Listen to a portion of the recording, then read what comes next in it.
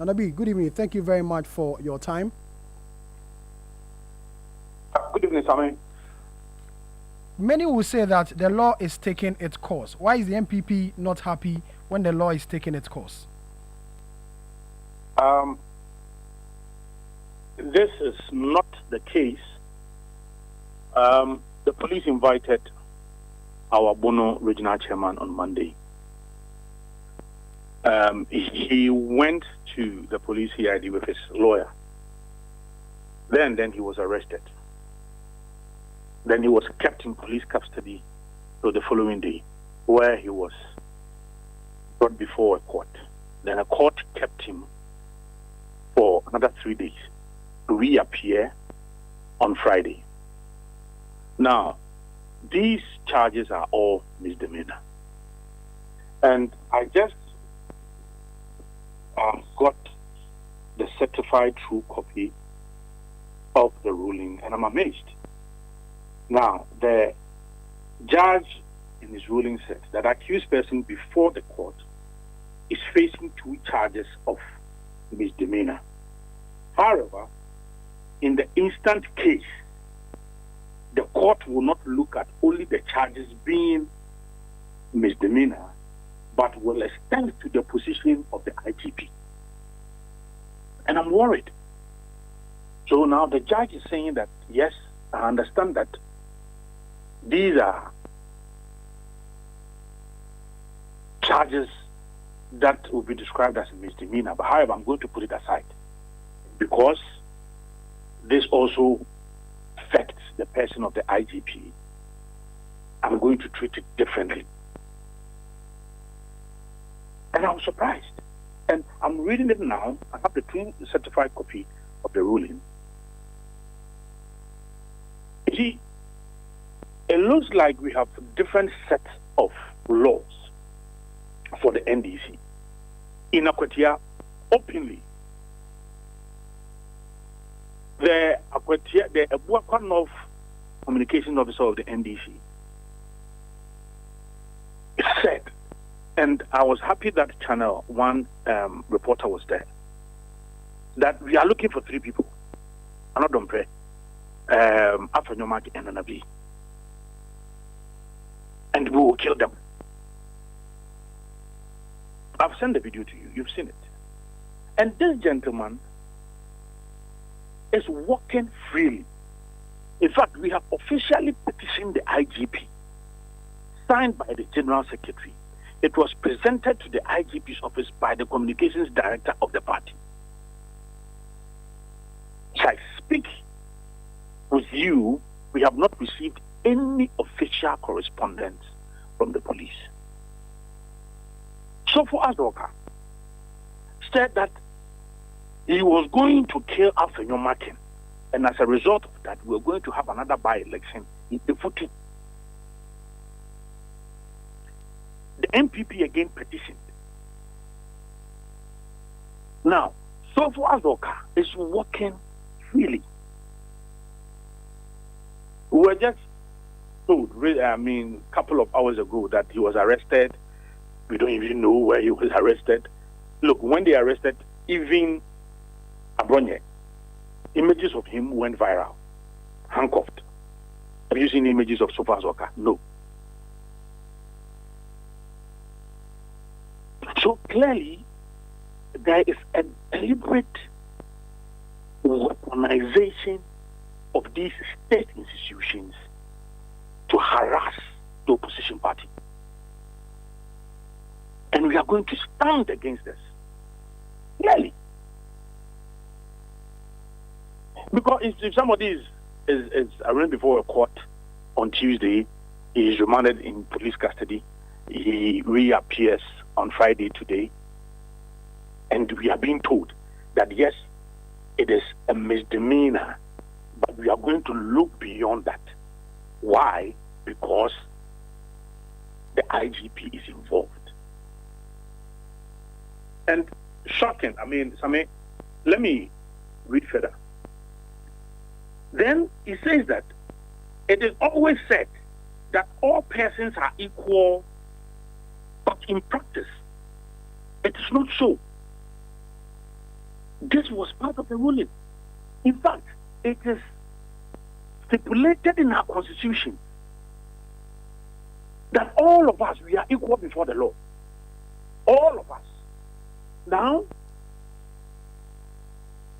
the judge, the presiding judge, is given a different meaning to what we have in our constitution. He says that yes, it is often said. It is not, it is often said. It is enshrined in our constitution that all of us are equal before the law. This is what he says in his ruling. That it is always said that all persons are equal before the law. But in practice, it is not so. Let's see George Orwell in his book, The Animal Farm. One of the commandants is that all men are equal.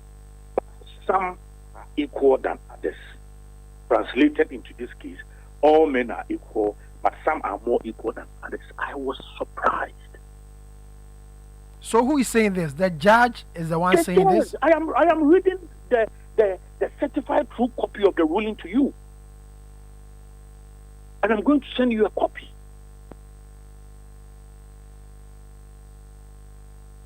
This is the presiding judge delivering his ruling.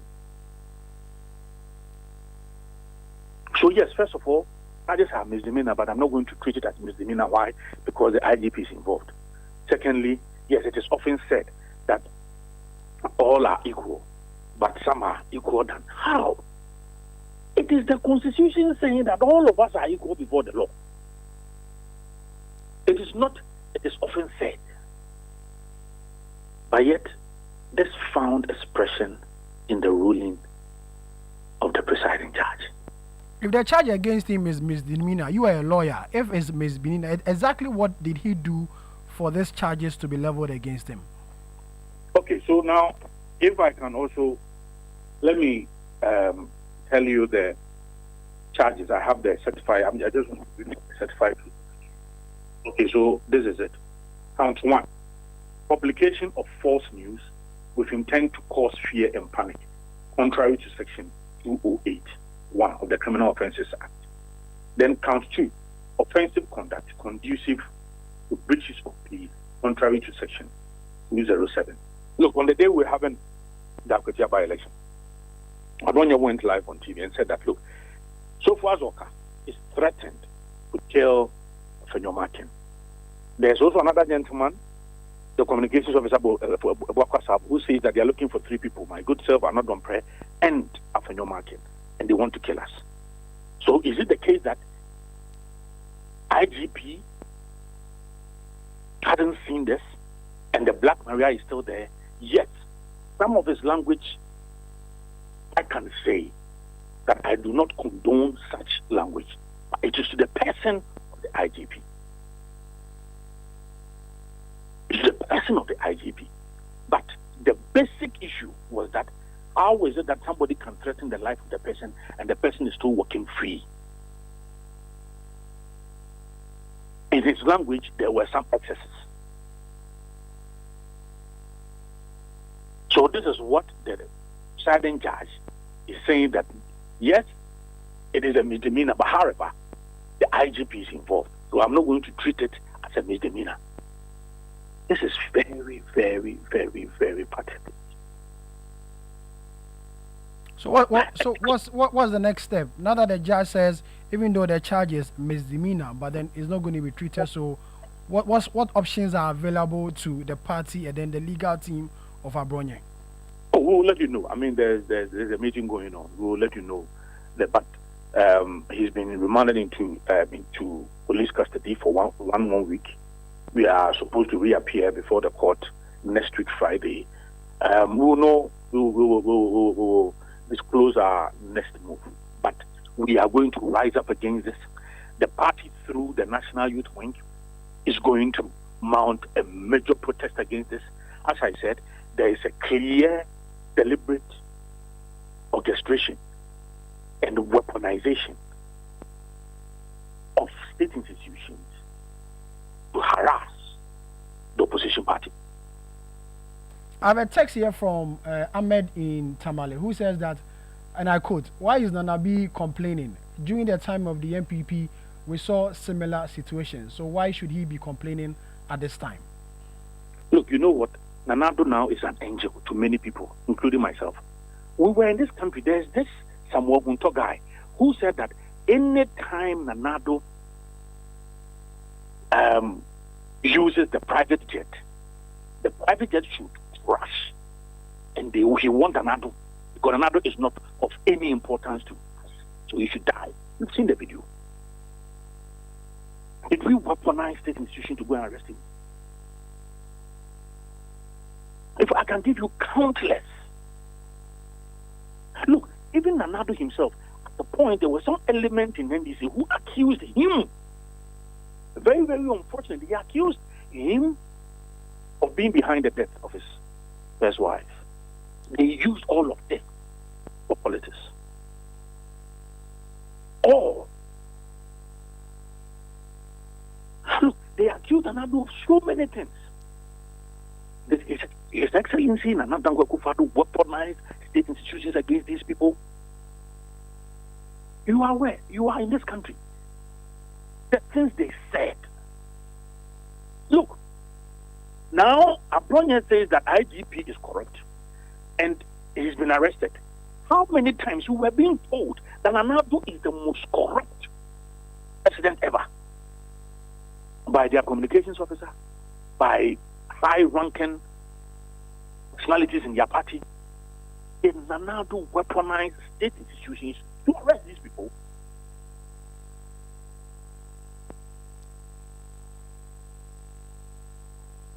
We are now seeing the true nature of His Excellency President Mahama.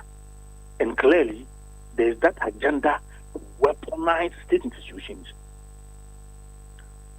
to harass the opposition party. And we are going to rise against this. Now, let's go back to the issue of Azoka. I was with you in Akwetia. You made a call for him to be arrested because of the alleged assault. The police issued a statement this morning announcing that he's been arrested and that he will be arraigned before court. Even though you've raised issues with this, you don't think is a step in the right direction? You made a call for his arrest. Now the police say they have done so and that they are going to process him before court. At least you made a call and the police have listened to your call. Not good enough? No, we shouldn't confuse two things. Look, this was a matter where Alhaji Masawudu, the National Third Vice of the New Patriotic Party, officially made a complaint to the police regarding the physical assault on him by Azoka. That is the matter the police is referring to.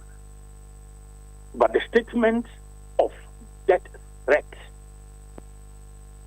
targeted at the person of the minority leader,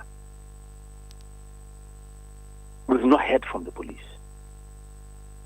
So let's make that distinction. So for you, it's supposed to be two matters: the assault one, yes, which is there, and yes. secondly, and the threat of death. Yes, and then that is why I'm saying that we have officially petitioned the IGP regarding the death threat targeted at the minority leader, and then also the death threat from the communications director Alhaji Amadu of the Buakwa North constituency against my good self, Honorable Anodompre, and then Honorable Afenyo-Markin. We have officially petitioned the IGP. And this is even serious matter. Death threat is a felony. But then, if he's been arrested on the first one, which is the assault, then maybe your case and the reason why you petition the IGP may also be done. You don't think so? You see, the reason why we are worried is that, in fact, Abronya was not even in Akwetia, and it was the same 2nd September when we were having the Akwetia by-election, and we've done with Akwetia by-election over a week ago, and we still haven't had any. We have not received any official correspondence from the police regarding the petition. We sent the police. So clearly, that is worrying. Now, let's talk about the demonstration on the 23rd. Is the demonstration purposely for Abronya, or what you considered to be the usage of state resources to come after opponents, which is the NPP. Yes, you are right. Not only Afenyo. I mean, it is the fact that there appears to be that orchestration, that weaponization of state institutions to harass the members of the opposition. And that is the issue. That is what we are talking about. And the expectation is that after this demonstration? Oh, yes, we need to register. We need to let the government know that we are going to protect. And that is not the only thing. We are going to line up a series of events. We will be alerting the international community. We will be having a series of events regarding this. Our democracy is under attack. So what now, if you disagree with anybody on the matter of policy, so you should go after that person? Is that the case?